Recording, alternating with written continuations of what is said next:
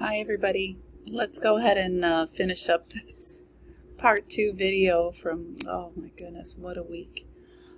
So we're starting out with Sydney, and Sydney said she chose still life, shutter speed, and depth of field. And you said you honestly wish you could have added landscape. You could have. I thought I put that in there. I'm sorry if I didn't, but I did mean to. Okay, yeah, and so you added one of your landscape photos. Okay, so let's take a look at your PDF. I'm just going to try and bring it over here. And let's see. Get that toolbar out of the way. They don't make things easy on me. And still a little bit in recovery too. But I have been blessed at school. Today I made hats, graduation hats for our spring performance. That was a good time. Okay, so here we go, Sydney. I do love this image. I think it's gorgeous. I love the way you edited it. I love this, golden hour light on this tree trunk and the leaves. Very nice. And by the way, I do really like the lettering that you chose, and I love that it's a plain white background, a black lettering. By the way, my name has an S at the end. That's okay. This was just a practice. Okay, and I like the little dots too, so I do not mind the style of this background. Okay, and I honestly, Sydney, I can't remember if this was like something special to you, from your past, maybe from high school, or maybe you are currently a soccer player, so I'm not sure. And I don't know that it's my favorite still life for your portfolio. It almost feels like there's flash, because we're getting, that little glare there. So not sure about that one as a final choice, but remember that I'm just giving you feedback that is to prepare you for the final. So don't feel like I'm picking on you. I am not. This one I really liked. I love the shallow depth of field, and even though it appears that you used flash here and got those, I don't know, it almost made the colors a little pastel, and we got this shine on the vase. I just adore that reflection, and I love the shallow depth of field, and seeing what's coming in through the windows there. So I do enjoy that one for sure. And then this one has a similar, it's like a similar experience, we've got that, what's coming through the window, we've got this beautiful reflection from the windows, and then the reflection of the cups, and it almost appears to be animated because, they feel like toy cups, and they're so colorful. Yeah, it's just, I mean, I could just imagine them like opening and like singing to each other or something. I mean, I think it's a great image. And again, I feel like you've got flash on here, so I would be careful about that in the future, because I'm usually always a no flash person. No flash. I don't care how dark it is. Just, adjust your camera until you are getting in enough light to capture the image. So, you're going to want to shoot one more, I think, for this category.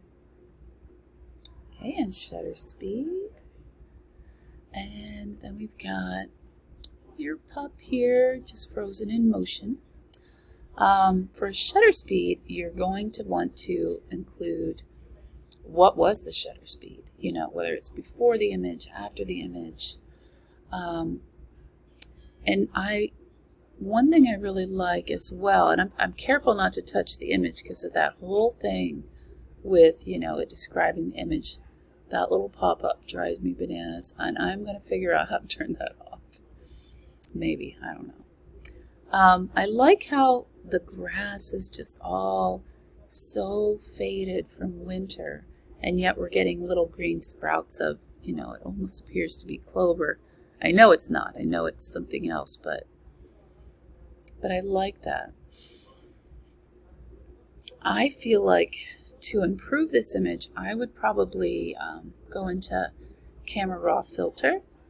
I would select the subject, you know, your pup, and then inverse, select inverse, and then see what you can do with increasing the clarity or the contrast, or maybe even the saturation of the background, because I think it could be a little bit better. You know, just sharpen things up a little. But I do like it. This picture I love. Love, love, love. Such a determined little girl. And, you know, just the direction that she's facing, and you've given her some room to move. Do you remember that from our compositional guidelines? So when something is moving, you give it room to move. And so that shadow is indicating she's got room. I like the composition. I would probably go into Photoshop and crop and then straighten the road. But I don't know. This might be a special case because, you know, her shadow is straight. I would still experiment with it and see what you think. But you've got her frozen there, her little active self. And yeah, so you want to make sure you get the shutter speed. So if you don't remember or you didn't write it down, you can always take it into Photoshop and go to File, File Info, and then I think it's Basic Camera Information. You know, you've got a whole list of information that you can find, and it will be under your camera information. It will show your f-stop, your shutter speed, your ISO. Those are the things that are important, but in this case, only the shutter speed is all you need, because that was your focus. Okay, now let's see this incredible image. Wow, this is like so magnificent. Like, it's jaw-dropping. On one hand, we do have a butterfly that's frozen in motion. But on the other hand, what speaks to me more is the depth of field. Totally brilliant depth of field. Just incredibly gorgeous. What a shot. So I think that I would get another shutter speed photo and then add this one to depth of field. Excuse me. Oh, sorry. Okay, and then here's depth of field. Love this image. I do wish the berry were a little bit more clear, but everything else about it I love. Just because it's in such a central position, you know, like a focal point. I love all the bokeh in the background, those blurred shapes. Yeah, wonderful. And this one I've always liked too. It's like almost like a tunnel that's taking us in. And I was going to say, I know in the first video, the first half of this, I was saying, you know, about always increasing the clarity, the saturation, you know, the vibrance maybe. But that's not necessarily for every image. I feel like this image, I like the, excuse me, I'm so sorry, the blur in the foreground, because there's clarity in the background, and that just takes us right through. We follow right through to this, and it's a wonderful composition. So not just a basic plan works for every image, of course. And then I adore the colors in this image and the clarity and the shapes. This is one of those plants that, reduces in size, like almost in a spiral, and it's like a fractal, if you've ever seen those in math. There's so many fractals in nature. And yes, I love it. Everything about it. Keeper. Okay, Rachel, I think I want to go back and look at your panorama. Oh, forgive me. I remember now that you needed more time for the panorama because you had such a crazy week with your little one. And just let me know if there's anything I can do to help you with catching up. Because, you have carte blanche in my eyes. You can take the time that you need and just turn it in when you can, because you let me know in advance. So I like to always offer that. Okay, we're going to go to our next victim. Okay, so it was getting a little dark there. I had to turn on my light. So here's Belinda, and she really likes her natural beauty selection. Who doesn't love natural beauty? And yes, macro. Oh, I love those details. So, food photography, and you figured it out. Rural landscapes. Yeah, your location seems like country to me.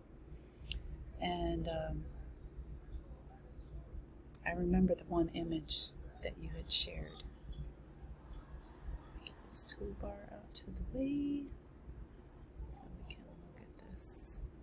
I saved it as a PDF, of course. Come on, baby. There we go. There we go. All right. Beautiful. I like the lettering. I love the black and white. Perfect. I'm in love with this image. That shallow depth of field is the bomb. I don't know if that's trendy anymore. I don't think it is. Last I heard, it was dripping. I get the little ones. I don't know what the current slang is anymore, but yeah, this is gorgeous. I love the colors. So I wonder about how, you've got to tell me this, Belinda. So you said you're into macro photography. So does that mean that you're using a macro mode on your camera? Does that mean that you're using a really large aperture to get so close? Do you have a macro lens? You can rent things from a photography hobby shop. When I found that out, oh boy, I was in trouble. Yeah, I have too much equipment. Okay, next one. This is another gorgeous image. Astonishing. I feel like you would be really good at wedding photography. Like some of the props and things that you want to become part of your story for a wedding. I think that this would be a lovely addition. But I also love that it's like it's had a freeze, so it's starting to die. I mean, I know it's like a cut bloom, but yeah, I love that about it. It's like so fresh in the center and with the droplets, and good one, Belinda. Okay, and then this last one, I feel honestly it pales in comparison to the other two. I feel like, and just being honest, and I know you want me to be honest because you've said that, I feel like if you had gotten up underneath this dandelion. Maybe we would have seen, how the whole thing is kind of spreading out in every direction, and then perhaps seeing the clouds above in the sky. So what I see here, I love, there's this little wish hanging here, but there's too much empty space for me. I kind of want to see more, and it doesn't necessarily have to be smack dab in the center. You could use the rule of thirds. You could just move it from the middle, try and meet one of those intersections on that imaginary tic-tac-toe board. And I think you have got a great idea, but I want to push you a little further on the location, like the angle.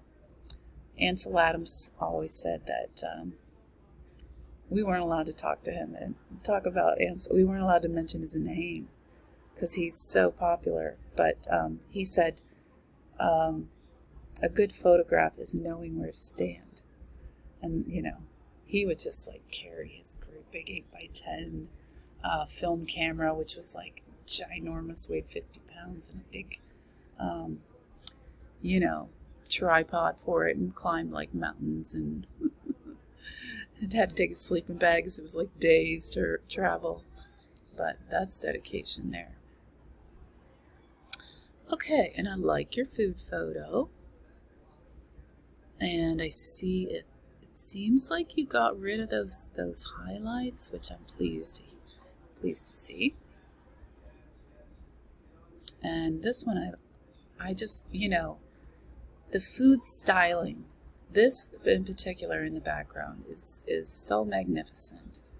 That could be from a professional ad. Your depth of field is super shallow here.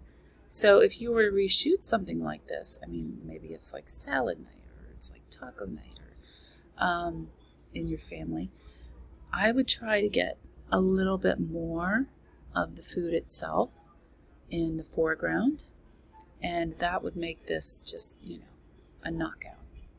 But I do really enjoy it. Okay, and I like this one as well. It's got a whole, hometown vibe. 1989. Yeah, I like it. Okay, here's your rural landscape. That's exactly the picture that I was thinking of. And that turquoise and the reddish orange, that's such a great combination of colors. One of my favorites ever. And then your pier here, I made a rhyme. I like all the patterning. Yeah, I like all the textures. I don't know if it's as interesting as the first image. Maybe if you had stepped back just a little bit more, so we could see more water, or the bottom of these plants. That would be my only suggestion with that one. I like the colors. And this one I love. It's hard to call this a rural landscape though, because it could be most anywhere. It could be a lake anywhere. But I love that brilliant starburst and the reflection. Yeah, I'm not sure. I don't know if I want to call this rural, but I'm okay with you calling it rural. I'm just being ultra picky, just trying to prepare you for the final and giving you as much feedback as possible. Okay, so I think we just need to go to Belinda's panorama. Well, I think I've made that mistake twice about the panorama. That's the other assignment. So sorry about that. And let's take a look at, I think this is our last customer of the evening. Victim, student, photographer. So, okay, see, Abby loves still lifes. Open to suggestions. Okay, I'll try and throw as many at you as I can. All right, let's take a look at your PowerPoint. Actually, your PDF. And then I've just got to resize this real quick. Perfect. Did it. Okay, this looks great. Nice black and white. How did you guys know? I swear, you're so smart. Still life photography with interesting lighting, like that title. And this is just gorgeous. You as well, I think, like Belinda, I think that you could do weddings. You know, we haven't yet done portraits, so I don't know if you would be comfortable with that yet, but just, you know, like the flowers from the wedding. This is really just, I love the light, I love the shadows, I love the background, I love everything. So I like this one. And then this one, I think you were playing around back and forth with which one is better. And I think I like them both equally. That's another thing that you could do with portraits or wedding photography. Instead of just presenting your customer with one option of an image, you could present them with multiple. Like, you know, you could present them with the original, like this, and you could also do a filter. You could also do black and white or high contrast. You know, give them some options, and believe me, they're going to be so excited just to have those options. And how easy is it? It's literally like a click of a button. So I would suggest you start thinking about that. And we won't choose yet.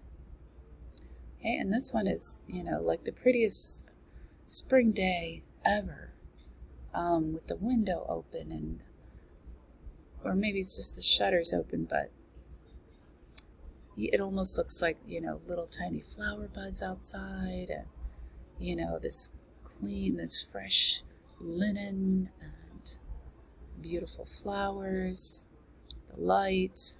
I just love everything about it. I think it's a lovely image. So, well done there on the still lifes. Okay, edited photography. Okay.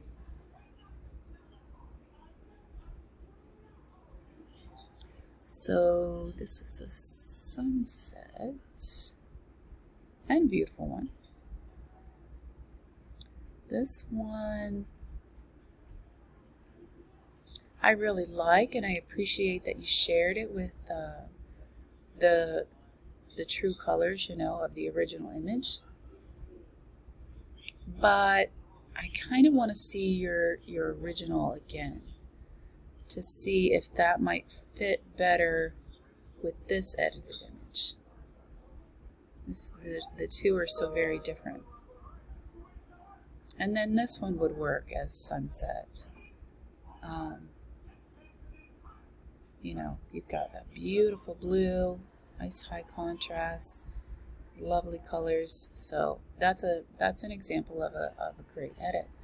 I don't know if I would call it edited though.